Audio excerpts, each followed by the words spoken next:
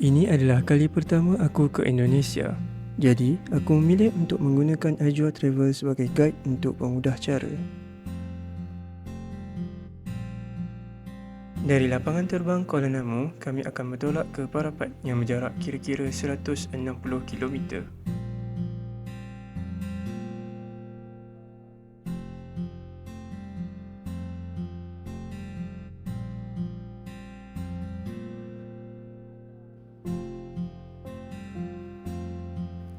Kami singgah makan tengah hari di Restoran Simpang 3 Tanjung Morawa. Restoran ini menyajikan pelbagai jenis masakan Padang yang sungguh menyelerakan.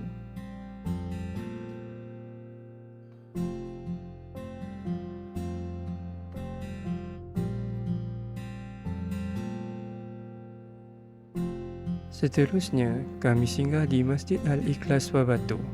Masjid ini terletak di Jalan Permatang Siantar, Tebing Tinggi.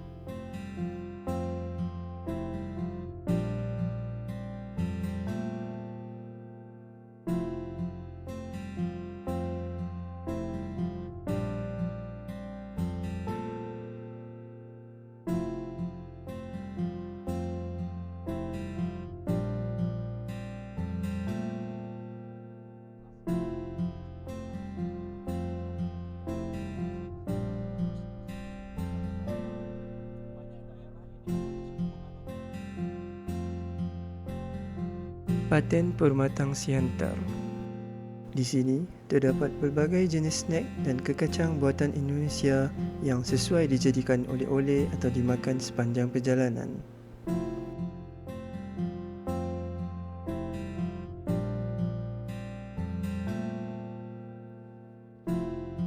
Semestinya anda rambang mata dengan banyaknya pilihan produk di sini.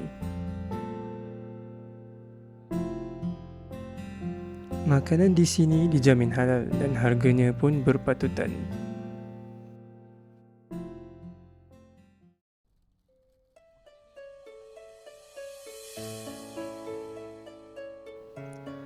Kami tinggalkan kota Permatang Siantar dan terus menuju ke Parapat.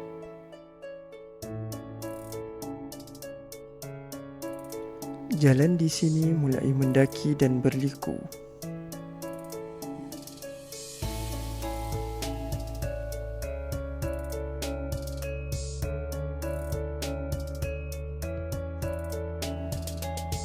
Setelah lebih 3 jam perjalanan, akhirnya kami sampai di Parapat. Suasana yang memukau ditambah cuaca yang dingin menghilangkan keletihan badan.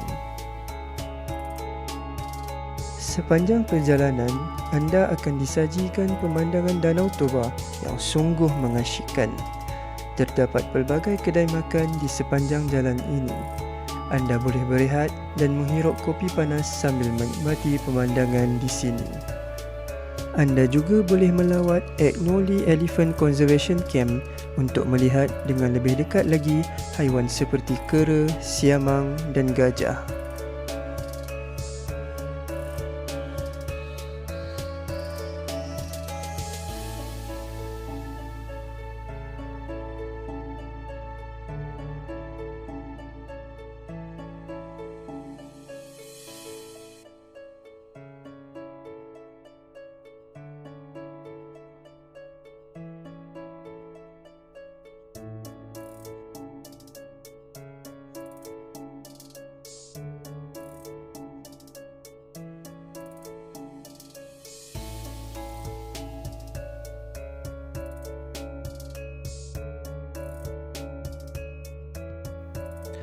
Kami akan menginap di Parapat View Hotel sebelum meneruskan perjalanan esok hari merentas Danau Toba. Hotel ini diwarnai dengan 3 warna utama kaum Batak, iaitu merah, putih dan hitam. Warna merah melambangkan semangat, kekuatan dan keberanian. Putih pula melambangkan kesucian, kebenaran dan keikhlasan. Dan hitam melambangkan kepimpinan dan kebijaksanaan.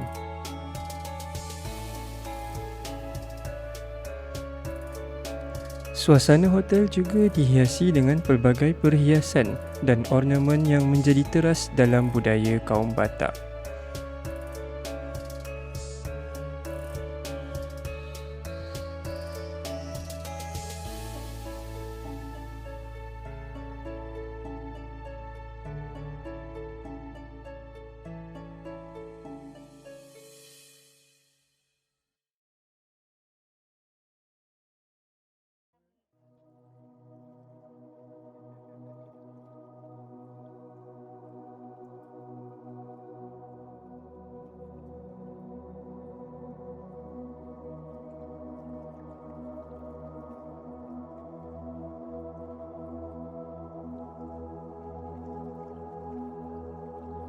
Perjalanan merentasi Danau Toba bermula di jeti dengan menaiki bot ke Pulau Samosir.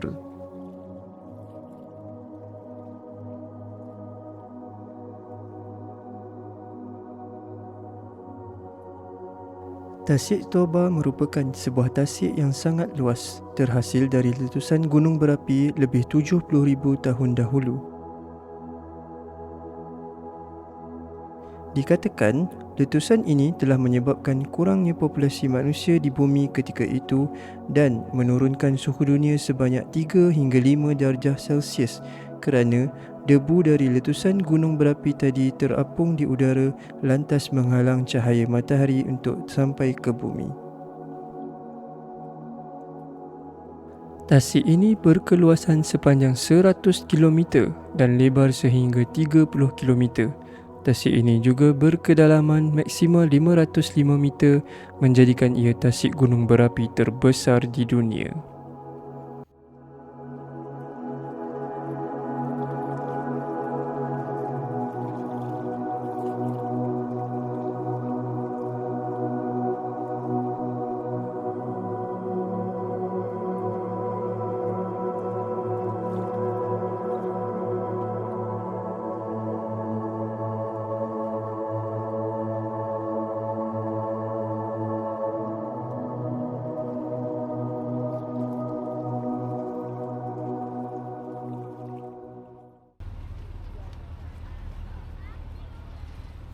Setelah 45 minit menaiki bot, kami akhirnya sampai ke Pulau Samosir.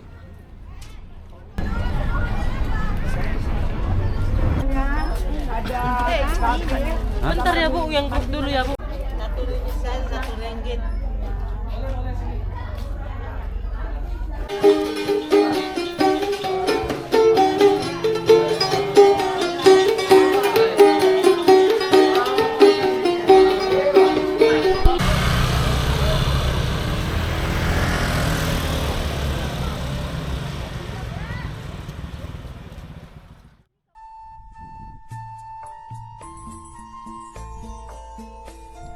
Huta Sialagan. Huta bermaksud desa atau kampung, manakala Sialagan merupakan nama raja pendiri desa tersebut. Hari ini, Huta Sialagan menjadi tempat pelancong untuk mempelajari sedikit sebanyak budaya kaum Batak.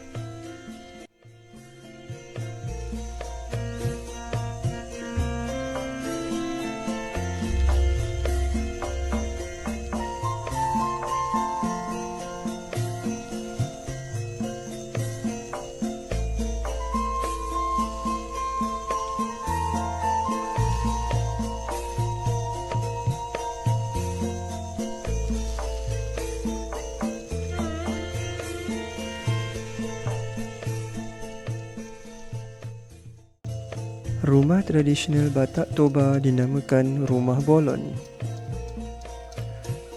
Rumah ini mempunyai 5 anak tangga yang mewakili 5 anak lelaki, tanda kejayaan sesebuah keluarga.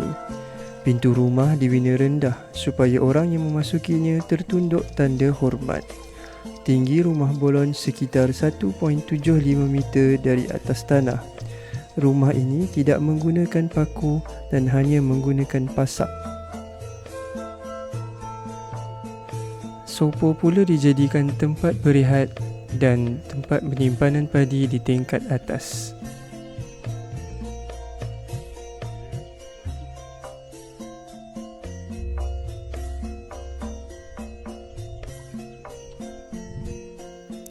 Batu persidangan ini digunakan dahulu kala untuk mengadili pesalah. Terdapat 3 kesalahan yang akan dihukum tanpa bicara, iaitu pengkhianat, panglima perang musuh dan pesalah yang mempunyai hubungan sulit dengan isteri raja.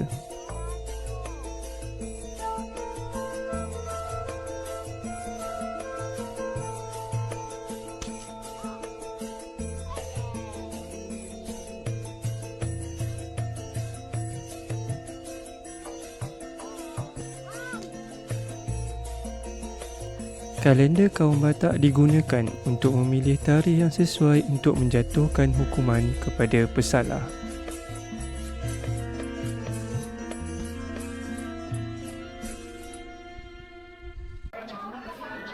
Dan ini adalah simulasi bagaimana hukuman pancung dijalankan. Okey, jom. Keluar suaranya. Macam sakit biar ketawa. Oh ya. Acting betul-betul dia. Jadi setelah dipastikan sudah di slice dia punya tuh. Menangis ya Ibu. Sama-sama 1 2 3. Horas. Tepuk tangan lah untuk Rama.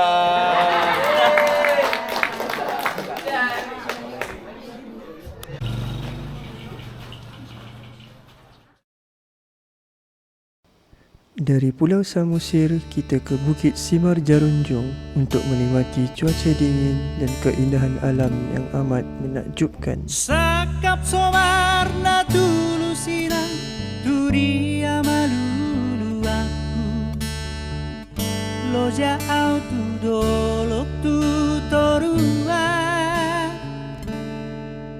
dagiki somar hasoan rohaki somarna sorang bina pur ngalia di ulosana wodohan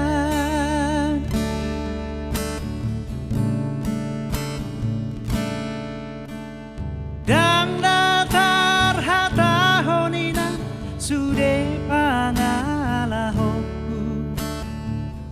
nang ditiki di labung mual songon hori sada hulhulan songo bulu sada sibohan parsorion nama muju naso ada hatu dosa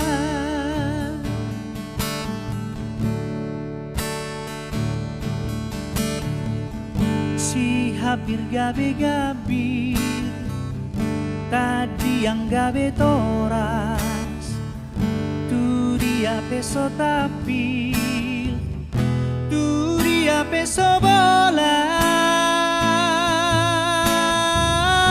parol solio tiau dia karau sapu sai marol soliang sai marol soliang mola huingo sude pangalahoku sai marol soliang.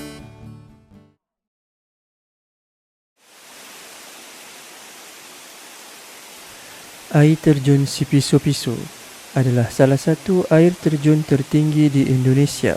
Sipiso-Piso bermaksud seperti pisau.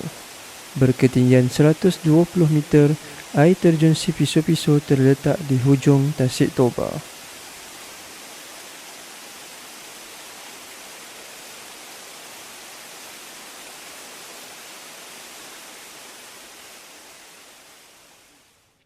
Marol soliang sai marol soliang mola huingo sude pangalahoku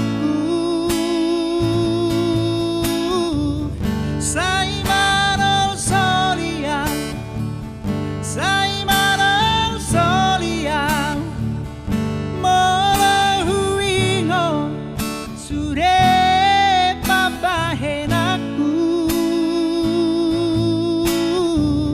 si tariko nagabe nama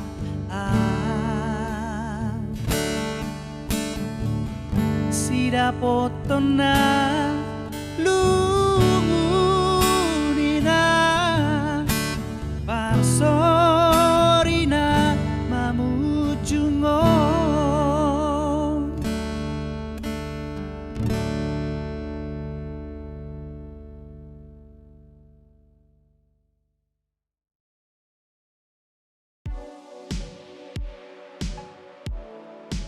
Keesokan harinya, kami bergerak menuju ke Berastagi.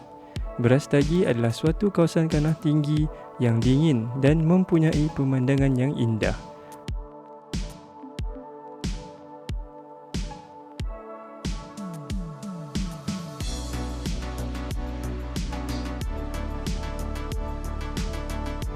berketinggian 1,300 meter dari aras laut, suhu di sini boleh mencapai serendah 16 hingga 12 darjah Celsius pada waktu malam.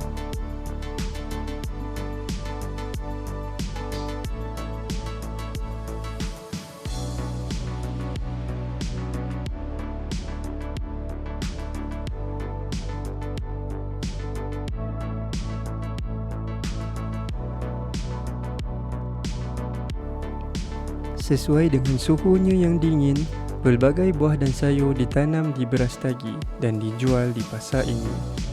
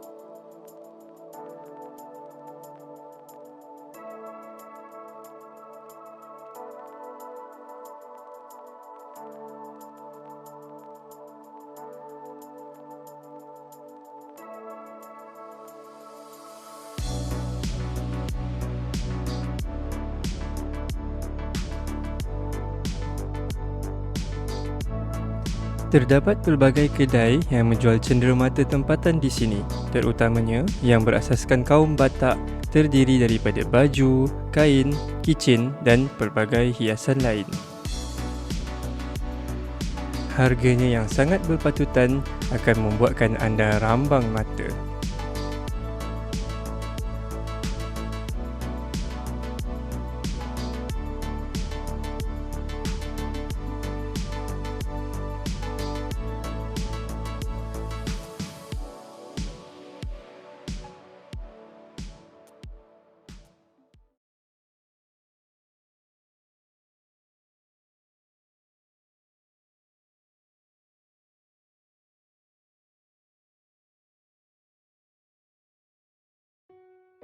Masjid Raya Al-Mashhun terletak di Bandar Medan. Masjid ini dibina oleh Sultan Ma'mun Al-Rashid Perkasa Alam sebagai pemerintah Kesultanan Delhi pada tahun 1906 dan siap pada 1909.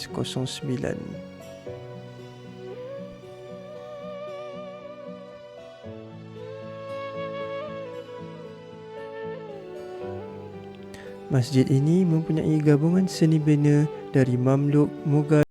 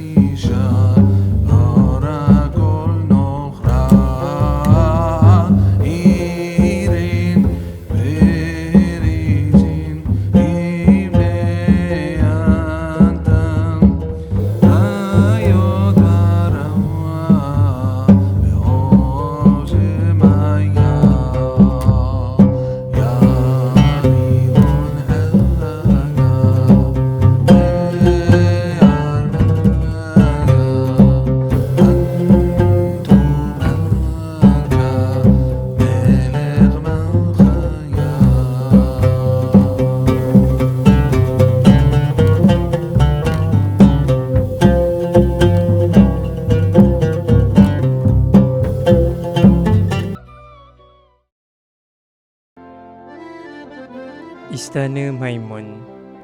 Istana Maimun merupakan istana kebesaran Kesultanan Delhi dengan warna kuning dan seni bina Melayu pesisir timur dan dipengaruhi dengan pelbagai kebudayaan seperti Islam, Sepanyol, India dan Itali. Istana ini direka oleh seorang arkitek Itali dan disiapkan pada tahun 1888 semasa pemerintahan Sultan Ma'mun Ar-Rashid Perkasa Alam Shah.